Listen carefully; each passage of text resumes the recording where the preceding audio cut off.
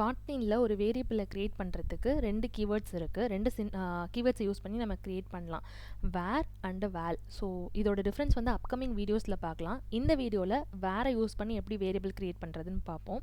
So keyword வேர் போட்டாச்சு. And then நம்ம வந்து யூசர் அந்த வேரியபிளோட நேம் கொடுக்கணும். ஸோ அதோட நேம் இங்கே வந்து யூசர் நேம் கொடுத்துருக்கேன்.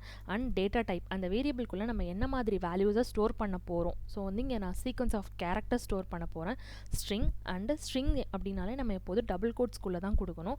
ஸோ டபுள் கோட்ஸ்குள்ளே இப்போ இந்த யூசர் நேம்ங்கிற வேரியபிள்குள்ளே நான் என்ன வேல்யூ ஸ்டோர் பண்ணியிருக்கேன்னா ப்ரோக்ராமர் அப்படிங்கிற ஒரு கேரக்டரை வந்து சீக்வன்ஸ் ஆஃப் கேரக்டரை வந்து நான் இங்கே வந்து ஸ்டோர் பண்ணியிருக்கேன்.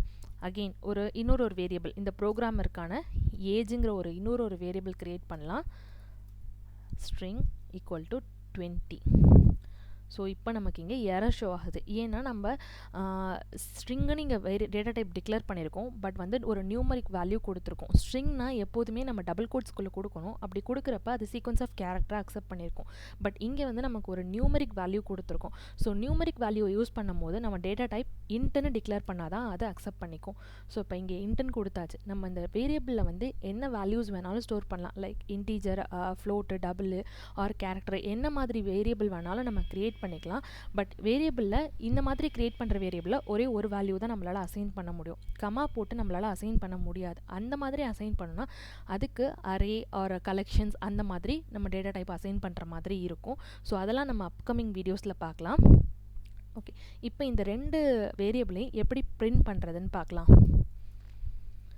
println user name, println and age. So இதை நம்ம பிரிண்ட் பண்ணோன்னா நமக்கு நெக்ஸ்ட் லைனில் user name programmer and age 20யுமே பிரிண்ட் ஆகும். ஸோ இந்த மாதிரி நமக்கு பிரிண்ட் ஆகும். இது ரெண்டையுமே ஒரே லைனில் ஒரே ஒரு println வச்சு எப்படி பிரிண்ட் பண்ணுறதுன்னு பார்க்கலாம். இப்போ நான் இந்த லைனை வந்து கமெண்ட் பண்ணிடுறேன். சிங்கிள் லைன் கமாண்டுங்கிறதுனால நான் ப்ரீவியஸாக சொன்ன மாதிரி ஜஸ்ட் டபுள் ஸ்லாஷஸ் யூஸ் பண்ணியிருக்கேன். இப்போ ஒரே ஒரு println யூஸ் பண்ணி 2 வேரியபிளையுமே எப்படி பிரிண்ட் பண்ணுறது, அதுக்கு ஃபஸ்ட்டு நம்ம டபுள் கோட்ஸ் போட்டுட்டு டாலர் சிம்பிள் யூஸ் பண்ணணும். ஸோ டாலர் சிம்பிளில் இப்போ இந்த வேரியபிளை ஃபஸ்ட் நமக்கு பிரிண்ட் பண்ணணும். இதை பிரிண்ட் பண்ணுற இதோட நேம் என்னென்னா யூசர் நேம், அந்த variable name user name. Again dollar, இதோட வேரியபிள் நேம் வந்து ஏஜ். ஸோ இங்கே ஏஜ்னு கொடுத்துடணும். ஸோ இந்த மாதிரி கொடுத்து நம்ம வந்து ஒரு மெசேஜை பிரிண்ட் பண்ணுறதுக்கு இந்த மாதிரி டாலர் சிம்பிள் யூஸ் பண்ணி அப்பன் பண்ணுறது, லைக் கைண்ட் ஆஃப் கன்கேடினேஷன் வந்து நம்ம இந்த மாதிரி பண்ணிக்கலாம்.